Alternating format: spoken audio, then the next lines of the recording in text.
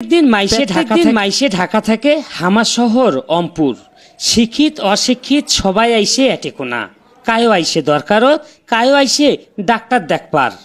জ্ঞানী আর গুণী দিয়া ভরি যায় নগর খান। মার ভাষার বাদে দুনিয়াত আর কোনোটে মানুষ মরি গেছে বলিস জানা নাই। হামার বাংলাত মেলা মাইসের প্রাণ গেছে।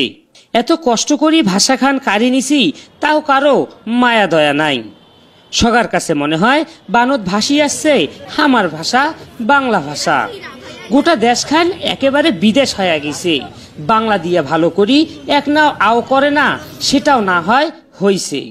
কিন্তু হামার অমপুরের রসের ভাষা দিয়ে কায়ও কিছুই কয় না।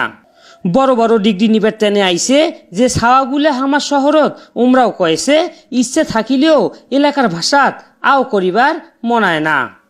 আমি তো রংপুরের মানুষ, দেখা যায় যে আমরা যখন নিজস্ব ভাষায় কথা বলি অনেকের কাছে এটা গাইয়া বা খ্যাত মনে হয়, যার কারণে অনেক সময় আমরা বলতে গেলেও মানে ওই ব্যাপারটাকে একটু কন্ট্রোল করতে হয় যে আসলে বলা যাবে না, আমাকে কিভাবে দেখবে। তো ভাষার মাসে আসলে এতটুকুই প্রত্যাশা যে আঞ্চলিকতা থাকতে পারে, সেটা যে কোনো অঞ্চলের হতে পারে উত্তরবঙ্গ দক্ষিণবঙ্গ, কিন্তু ভাষাই তো আমাদের বাংলা ভাষা।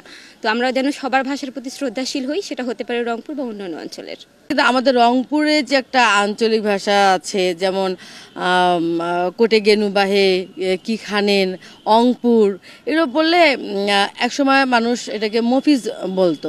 সেটা দেখা যায় যে কেউ এখন আর এই আঞ্চলিক ভাষায় কথা বলতে চায় না, বা বললেও হয়তো আমরা ওটাকে তাকে গাইয়া বা আনসোশাল যেটাকে আমরা বলি সেটা বলি।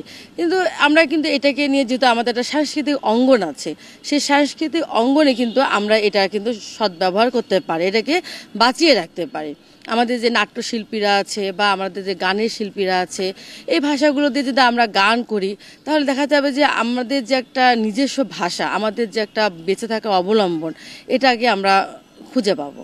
কায়ো কায়ো কয়েছে লেখাপড়া আর কাজের চাপত সময় মেলে না এলাকার ভাষাত আও করিবার। ফির কায়ো কয়েছে হামার ভাষাত আও করিলে শরম নাগে।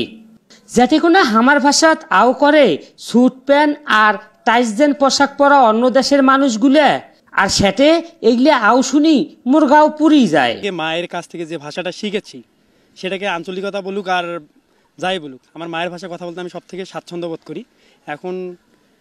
এখন যেটা হয়েছে যে আসলে নেপোটিজম বা আদার যাই কিছু হোক, যে আসলে সবসময় ইংলিশে কথা বলা, সেটা আসলে যদি কেউ ইংলিশে কথা বলে দেন সবাই তার মুখের দিকে হা করে তাকিয়ে থাকে যে না সে জানি কি বলতেছে। আসলে সেটা না। আমরা যেখান থেকে বড় হয়েছে, আসলে আমরা যে বাঙালি, আমরা এই ভাষার অস্তিত্বকে হারিয়ে ফেলতেছি বিভিন্ন অপসংস্কৃতির কাছে। তো আমরা চাই যে আসলে বাংলা ভাষাটাকে, আমি যেমন গ্রাম থেকে এসেছি, আমি গ্রামের যে ভাষায় কথা বলি সেটা যেন হৃদয় থেকে কথা বলতে পারি। হচ্ছে রংপুরের মানুষ, মোর আঞ্চলিক ভাষা রংপুরের। তো অনেকেই আছে ইউনিভার্সিটিতে অনেক অঞ্চল থেকে আলছে, তা মোর ভাষা কইলে কিন্তু সবাই হাসাহাসি করে। তো দেখা যায় যে হাসাহাসি করার কি আছে, মুই তো হয়াই মনে করেন যে মোর মাঠে এই ভাষা খান শিখছু, পরে মুই মোর স্মার্ট ভাষা বই পড়ি পাসু।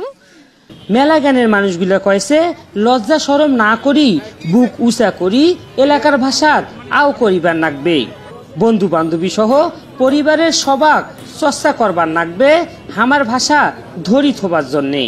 সেইটা না করিলে জানলা নয় দরজা দিয়ে পালে যাইবে হামার অঙ্গরসত ভরি যাওয়া অঙ্কুরের ভাষা। আমি যেটা মনে করি মাতৃভাষার একটা রূপান্তর আছে। আঞ্চলিক ভাষা যেমন আমার মাতৃভাষা, ঠিক তেমনি আমি যখন একটা শিক্ষিত পরিবারে জন্মগ্রহণ করি সে ভাষা আমার মাতৃভাষা। কাজে আমি যে গ্রামীণ জীবনে যে ভাষায় কথা বলছি, মাকে মা বলে উঠেছি, সেটা আমার আঞ্চলিক ভাষা। এবং এই আঞ্চলিক ভাষা কিন্তু অনেক সাহিত্য আছে, লোকসাহিত্য আছে, আমাদের বিভিন্ন গান আছে, কাহিনী আছে, ছিল্লক আছে, সিল্কা আছে, অনেক সমৃদ্ধ আমাদের এই ভাষাটা কিন্তু আঞ্চলিক ভাষা। যেটা কিন্তু দুঃখের বিষয় যে কোনো অঞ্চলেরই আঞ্চলিক ভাষাকে সংরক্ষণ করবার জন্য তেমন কোনো ব্যবস্থা করা হচ্ছে না বা হয় না। 21শে ফেব্রুয়ারি আমরা আন্তর্জাতিক মাতৃভাষা দিবস পালন করছি কেন? মূল একটাই হচ্ছে শপথ যে আমরা সারা বিশ্বের সমস্ত ভাষাকে সংরক্ষণ করব এবং সেই ভাষার বিকাশে কাজ করব, কিন্তু সেটা এখনো হচ্ছে না। কোনটে সগাই আইসো হামার নিজের ভাষা দিয়া আও করি, এই নয়া সরকারও কই হামার ভাষা খান বাঁচি থুবার জন্যে তোমরাও আগিয়ে আইসো বাহে।